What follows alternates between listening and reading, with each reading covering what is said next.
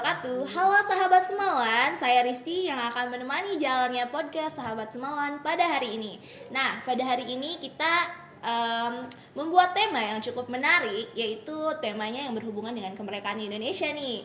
Yang pastinya temanya yaitu makna kemerdekaan Indonesia bagi generasi milenial. Nah, di sini saya tidak sendiri, saya ditemani oleh teman dekat saya, yaitu Kakak Edelweiss. Halo. Ya, apa kabar Kak? Baik, alhamdulillah. Oke. Nah, teman-teman kan sudah tahu nih, nama kakak ini adalah Kak Edelweiss. Nah, ada kata pepatah yang mengatakan kalau tak kenal maka tak sayang. Nah, sekarang saya minta nih untuk Kak Edelweiss untuk kita lebih dalam nih perkenalan. Nah, Oke, silakan, jadi Kak. nama saya Edelweiss. Nama asli saya Edelweiss. Saya sekolah di SMA Negeri 1 Wonosalam, tentunya di Semawan ini. Umur saya 17 tahun. Nah, saya berada di kelas 12 IPA 3. Nah, alamat rumah saya tidak jauh lah dari sekolah ini. Itu, Kak. Nah, ngomong-ngomong soal kakak sekolah di sini kan, oke. Kakak ada nggak sih organisasi atau ekstrakurikuler yang saat ini kakak aktif di bidangnya? Oh, saya punya satu ekstrakurikuler dan saya punya 2 organisasi, yaitu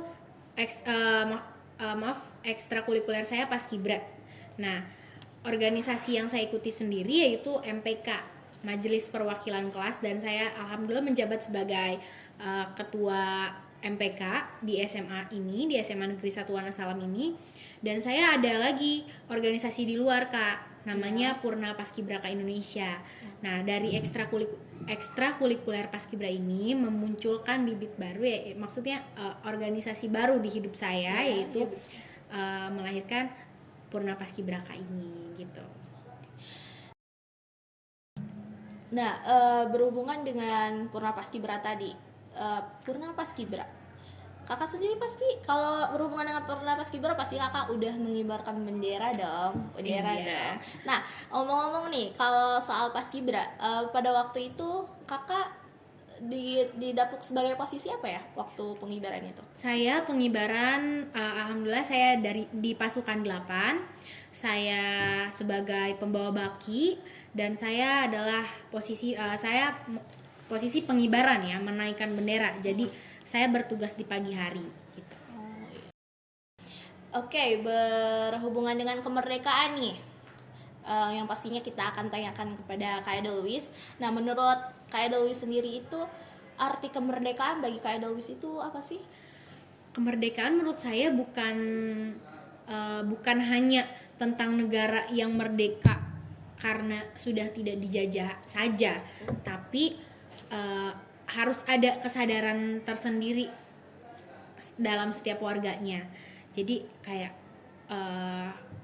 negara kita mau dibawa kemana lagi nih sama regenerasi yang sekarang, yang akan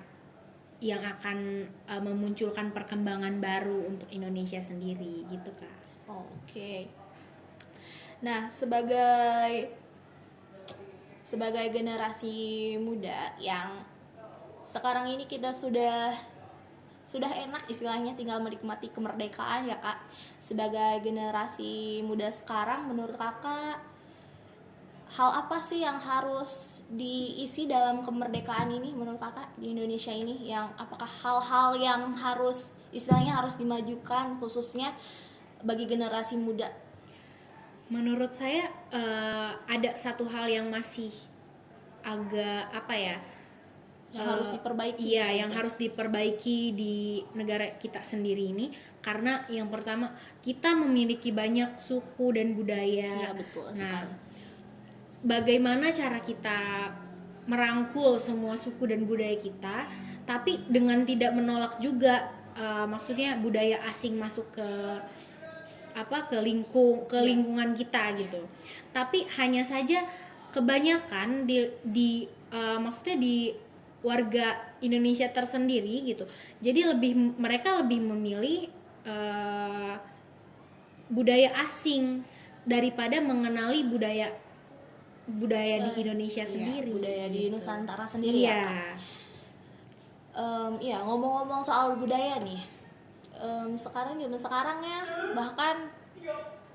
bahkan zaman sekarang ini anak muda sekarang kan lebih dominannya ke budaya barat ya. Iya, Apalagi betul. yang namanya K-pop nih. Aduh, K-pop kayaknya menjamur di mana-mana dan kayak udah tren juga gitu ya, dari cara dari cara fashion dan segala macam. Istilahnya kayak lagu-lagu pun udah hafal banget Iya, gitu kan, betul. K-pop. Aduh, kayak gerben-gerben Korea kayak gitu. Nah, menurut Kak Dewi sendiri nih, pengaruh budaya barat atau kayak K-pop kayak gitu tuh untuk anak muda Indonesia sendiri tuh apa sih, Kak? Menurut saya itu eh, maksudnya bagaimana setiap orang apa ya, eh, kayak ngerasanya seperti apa, baik apakah dia mengambil sisi positifnya atau mengambil sisi negatifnya. Karena menurut saya tidak 100% orang yang suka K-pop itu salah. Iya, benar. Yang pertama, mereka jadi hafal lagu-lagu Korea misalnya, kan itu nambah pengetahuan tentang berbahasa. Nah, boleh juga kan bisa dikembangkan mengenai kayak, oh nyari nih lirik lagunya, oh jadi tahu artinya ini. Ya, itu poin plusnya menurut saya. Tapi poin negatifnya di mana maksudnya warga negaranya sendiri saja masih bisa melupakan budaya-budaya di Indonesia itu, tapi lebih dominan ke negara asing itu. Nah, itu menurut saya kurangnya. Nah, menurut kakak sendiri, kenapa nih di Indonesia kok happeningnya itu kayak K-pop, budaya barat kayak gitu? Apakah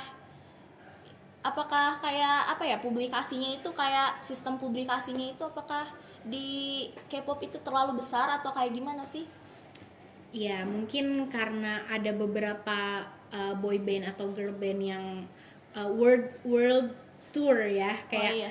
mengelilingi dunia gitu, kayak konser-konser, bikin konser segala macem. Nah, jadi kayak mungkin ada beberapa orang yang emang nggak ngefans juga tapi ikut-ikutan ke trigger. Iya. Jadi kayak, oh asik ada konser nih, ikutan Jadi menurut saya itu terbentuk karena ada itu sendiri gitu, karena mereka sistem pemasaran lagu mereka yang emang sudah di sistem sedemikian rupa agar bisa Menarik. menyampaikan ke dunia bahwa ini loh girl band yang ada di Korea gitu. Jadi mereka, agensi mereka pun atau perusahaan mereka pun membuat semenarik mungkin ya, supaya yang menerima atau yang melihat mereka itu bukan dari negara mereka saja gitu ya, jadi luar negeri sendiri. Nah, menurut Kak Dewi sendiri nih, kayak perkipopan K-pop kayak budaya barat seperti itu, menurut kakak budayanya itu masih masuk konteks ke Indonesia enggak sih? Kalau menurut saya sendiri itu sangat jauh ya. Iya, karena balik lagi di Indonesia sendiri, agama yang paling banyak di Indonesia kan Islam tentunya. Saya tidak bisa dipungkiri masih banyak orang-orang Islam yang mungkin mereka belum menutup auratnya atau segala macam, karena mungkin masuknya budaya luar seperti di Korea itu kayak fashionnya kan bagus tuh, jadi agak pengen nyoba-nyoba lah, atau pengen kan lucu-lucu gitu, dia belilah atau gimana, jadi dipakai, jadi kebiasaan mungkin. Tapi menurut saya jauh sekali dengan budaya Indonesia yang ada, kayak kita harus hidup berpakaian tertutup, atau mungkin cara sopan santunnya yang mungkin beda, tata kramanya, maksudnya cara menyampaikan kesopanannya di Indonesia dan di Korea itu sendiri juga berbeda gitu. Iya, mendengar penjelasan Kak Idol tadi, saya menggarisbawahi kata tata krama. Indonesia itu terkenal dengan orangnya yang sangat ramah tamah gitu ya. Menurut kakak sendiri nih, khususnya bagi kita di generasi muda, menurut Kak Idol sendiri, generasi muda sekarang itu masih ada nggak sih, masih membudayakan nggak sih budaya keramah tamahan orang Indonesia itu? Ada. Iya, ada. Dari sisi apa nih? Tetapi mungkin hanya ada beberapa oknum yang tidak bisa melaksanakan hal tersebut gitu, tidak, ya maksudnya agak melenceng lah dari yang seharusnya gitu. Tapi saya juga sekarang masih bingung gimana cara agar apa ya, tata krama di Indonesia itu, maksudnya sikap sopan santunnya itu ada lagi gitu. Tapi overall di SMA Negeri 1 Wonosalam menurut saya cukup baik, tapi tidak sampai mendekati sempurna juga. Masih ada beberapa yang masih mungkin yang di harus luar. beberapa dibenahi ya Kak. Iya. Nah, terkait keramah tamahan tadi, Indonesia juga terkenal akan budaya gotong royongnya. Menurut saya sih, kalau misalkan keramah tamahan tadi, budaya gotong royong, Indonesia itu kayaknya istilahnya apa ya, nggak bisa loh individual kayak gitu. Apa-apa sama orang, dibantuin orang istilahnya gitu ya. Jadi nggak bisa tuh apa-apa sendiri kayak gitu ya. Tapi kelihatannya sampai sekarang ini yang kebanyakan istilahnya budaya gotong royong itu di perkotaan khususnya sudah luntur ya Kak. Jadi saya sering menemukannya itu hanya di perkampungan atau di pedesaan saja yang budaya gotong royongnya itu sangat kental sekali. Kalau di perkotaan sepertinya sudah sangat luntur karena mungkin ya tertrigger atau masuklah budaya itulah ke perkotaan tadi. Nah, menurut Kakak sendiri itu apa sih dampak dari budaya gotong royong itu telah luntur di negara kita? Menurut saya itu sedikit agak fatal ya. Iya. Jadi kayak kita, maksudnya budaya yang turun temurun kita terpupus oleh, saya tidak maksudnya tidak menyalahkan budaya asing masuk ke kita itu salah, tidak, tapi kesadaran masyarakatnya sendiri yang mungkin kayak kurang gitu. Jadi dampaknya menurut saya sangat besar juga. Jadi bagaimana kita bisa menumbuhkan lagi. Terus kalau misalnya nggak ada yang gotong royong, apalagi sekarang zamannya apa sih, bikin circle-circlean gitu. Iya, betul. Nah jadi hanya untuk kubu-kubu tertentu saja yang maksudnya yang nggak mau berbaur juga gitu antara kubu lain gitu. Iya. Nah, itu yang lebih fatal ya menurut saya. Jadi mereka cenderung tidak menerima kalau seandainya si A tersebut masuk ke mereka, tapi mereka tidak suka dengan orang tersebut dan tidak sama gitu ya. Iya. Jadi kesannya membeda-bedakan seperti itu. Nah, kalau untuk solusinya sendiri nih Kak, solusi untuk menetralisir adanya perpecahan karena lunturnya budaya gotong royong gitu ya di Indonesia, khususnya di perkotaan kayak gitu, harus gimana sih Kak? Menurut saya itu pertama dan yang paling utama harus balik lagi kepada kesadaran diri sendiri. Jadi gimana pemikiran mereka, milihnya maksudnya mau sadar akan budaya kita yang ada tapi kayak nggak ada, mau diperkuat atau emang mau dimusnahkan gitu sih. Jadi mau kita mencoba untuk ayo mungkin untuk sekali dua kali mungkin mereka masih bisa ikut, tapi tidak dengan kesadaran mereka sendiri gitu. Jadi kalau misalnya mau dibentuk, maksudnya untuk kita yang bentuk itu, menurut saya ya nggak ada solusi. Mungkin bisa, tapi dalam jangka waktu yang lebih lama tentunya. Nggak kayak kesadaran sendiri, oh ternyata ini nih budaya saya ini biasanya gotong royong gitu. Jadi saya harus bisa menumbuhkan lagi rasa kebersamaan itu antar masyarakat gitu. Jadi itu menurut saya lebih efektif ya, kalau menurut saya kayak lebih efektif dalam kesadaran sendiri, bukan karena paksaan orang lain. Jadi atas kesadaran diri sendiri juga ya Kak. Nah, kita udah banyak bincang-bincang nih dari tadi. Nah, saya mau bahas yang pengen saya ajukan pertanyaan dari tadi itu, saya pengen banget dengar pendapat dari Kak Edel. Nah, menurut Kak Edel sendiri ini soal kemerdekaan secara media sosial, khususnya anak muda nih, generasi muda, menurut Kak Edel nih kita itu udah merdeka secara media sosial nggak sih Kak? Secara netizen di Indonesia seperti itu menurut Kak Edel nih?